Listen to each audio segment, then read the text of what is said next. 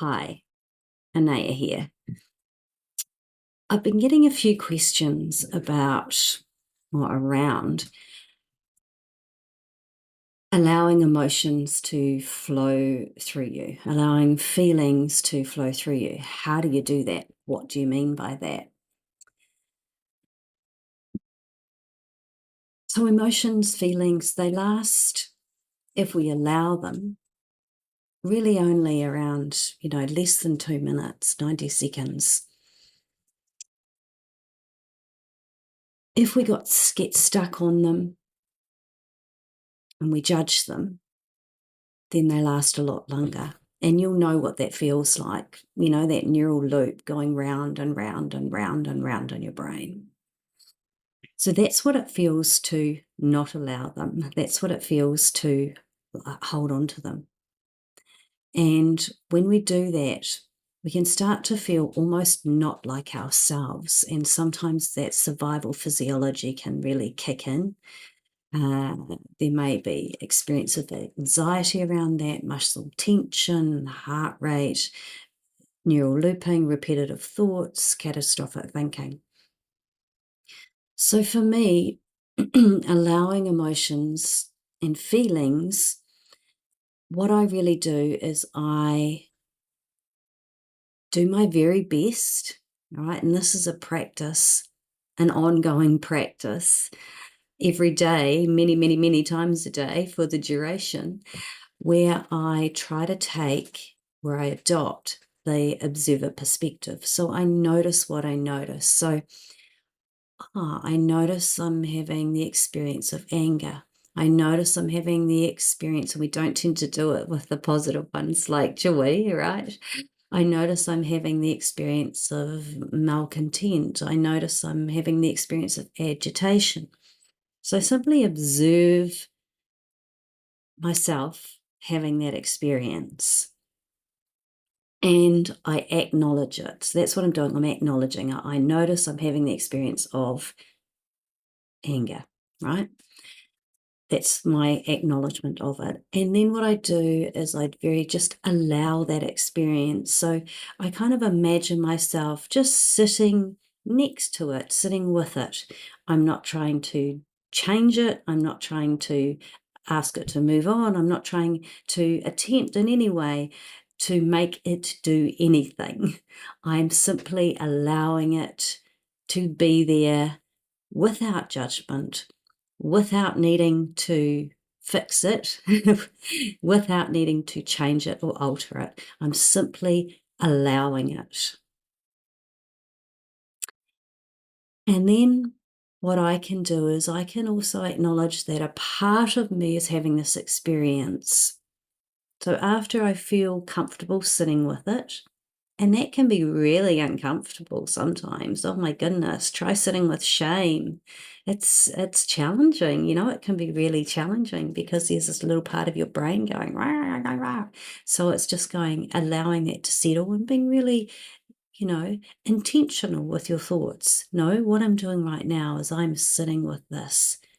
I'm doing it from a place of love and acceptance.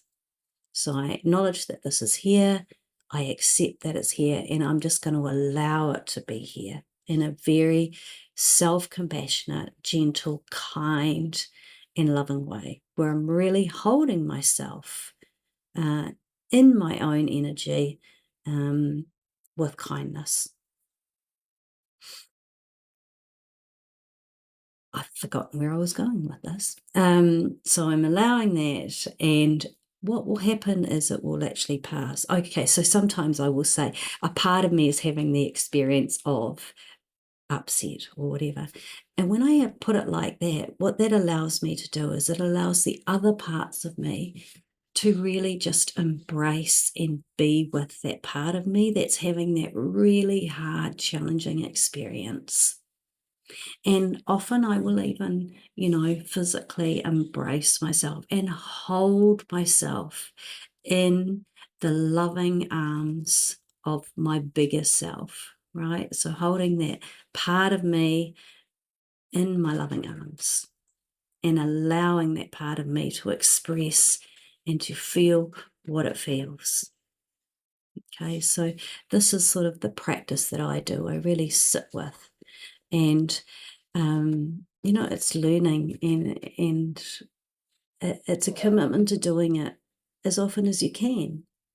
And things will show up all the time. I mean, we're emotional creatures. Things come and go, and what I really do try to do my best to do is to allow them to come or go rather than to really hold on to and grab onto them.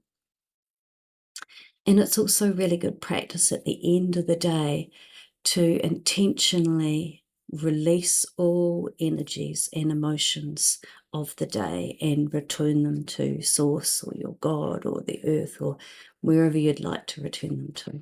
So it kind of clears them out. So here's a really great example of sitting with a feeling or emotion. Right now, my beautiful, beautiful dog, who is one of the souls that I love the most in this world, is getting very close to passing over. And so I am having this very deep and immersive experience of grief. And so I'm sitting with this grief and I'm allowing it.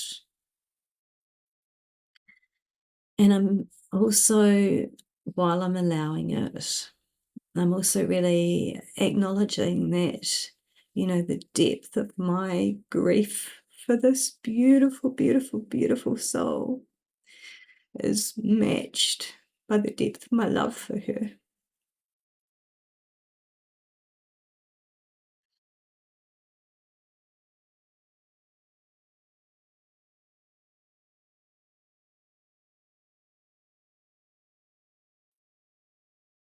So there you go, there's a wave come and gone, a wave come and gone. And there will be more waves. That is for sure. That is for certain. Um, and I don't know what they're going to be like. I don't know how they're going to be. I don't know when they're going to come. Um, I imagine that they're probably going to come. Not that I necessarily want to put anything out there, but I imagine they're probably going to come. So take good care and just do your best. That's all you can ever do. And when you're doing this, treat yourself with kindness, love, gentleness, and compassion. And, I acknowledge that it is hard. It's really hard, especially if this has been something that you haven't done or that you're unable to do or you've found difficult. And particularly also, if we're in survival physiology, it can really heighten there's two options really. It can really heighten feelings and emotions. So doing this practice is extra great because it'll sort of make those waves a little less. And sometimes when we're in survival physiology, we can also freeze. So we sort of don't feel anything. And so this can be really good practice as well, because really it's providing a space, a container for an emotion to, fall into. And then allow you to sort of come out of that physiology a little bit. And when you do this, you're really building your capacity again to sit with yourself and with what's going on for you in the world. And as you build this capacity, you're also building a kind of a safety in your body and a trust in your body and a trust in yourself around your capacity to cope with, to manage, to work with whatever it is that is showing up for you. So that's sort of my spin on it, my take on it. If you have any questions, please pop them down below. Take very good care of yourself. And I've